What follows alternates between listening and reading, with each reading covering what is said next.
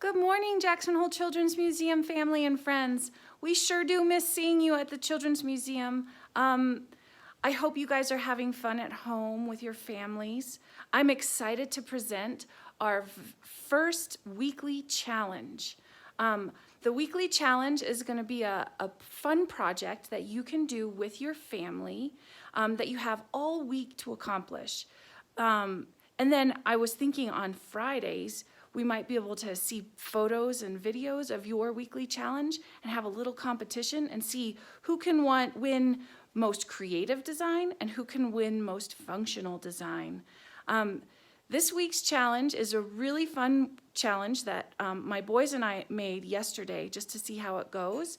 And it is a challenge, but I'm going to show you all of the things that we need for this challenge. So these are the Rubberband Racer cars. This is mine, this is my son Tate's, and this is my son Bodie's.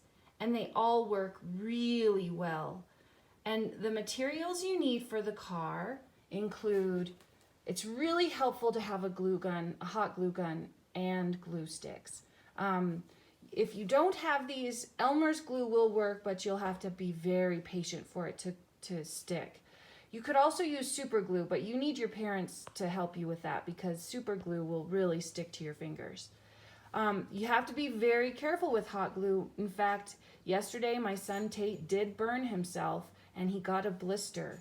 So we love hot glue guns, and at the Children's Museum, as you know, many kids 4 and over are using hot glue guns. But if you're nervous about it, maybe this is something your parents can help you with.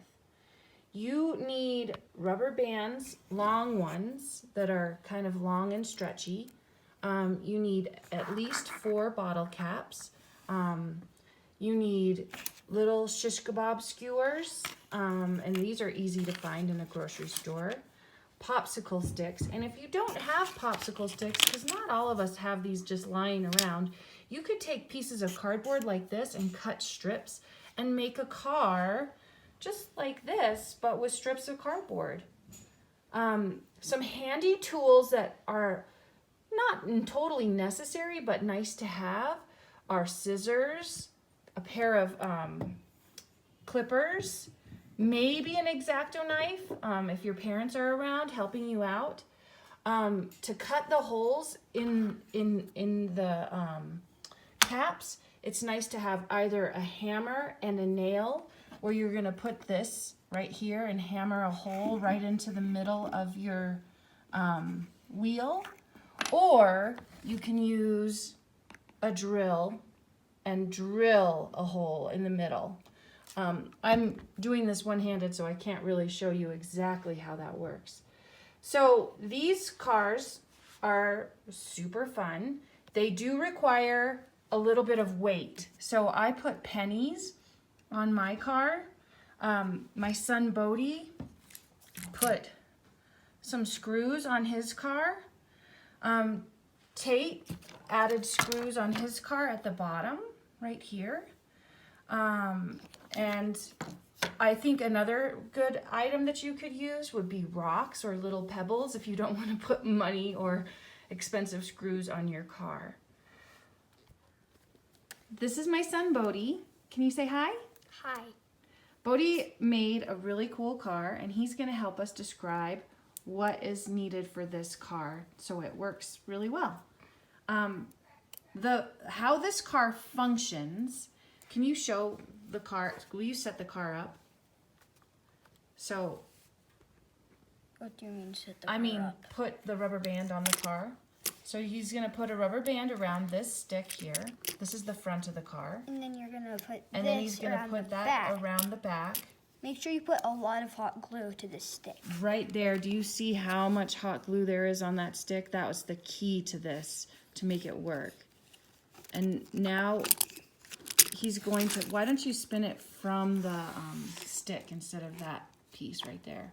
See how he's spinning the rubber band around like that. Okay, and now he's going to, I'm going to back up a little bit so you can see how it flies. All right, let it And go, you need Bo. rubber bands around the wheels so it actually moves, and the weight gives it more force. Woohoo! Nice work. So you can see there's rubber bands on the wheels right here, and that actually provides a little bit more friction so the wheels kind of stick to the ground and actually grab and move. When you don't have them, the plastic of the wheels will just kind of slide and it won't grab the ground and it won't go fast. It pretty much goes like this. It just spins out. The weight keeps the car grounded, so there's a lot of Newton's laws working on this car. You got to have enough mass to be able to make the car function properly. The other key to this that Bodhi did really well is you don't want your straw to go all the way across here. You just need little bits of straw to put your axle in because you really need to use this for the spinning motion of the car. What are some last minute pieces of advice? Lots of glue here is necessary. And here. Lots of glue is necessary here. I'm going to show you Tate's design really quick. You can do it with many different shapes. So with Tate, he had this popsicle stick go all the way across, but he's noticing that this little stick was hitting it, so we cut that space.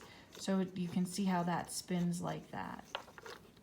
And he made a square design, and this car works really, really well. So does mine. And so does Bodhi's, and so mine actually works the least well because it turns. But happy building, guys. We are going to be looking for the best functional design and the most creative. So we're very excited to see what you guys can come up with. Are you excited, Bodhi? Yeah.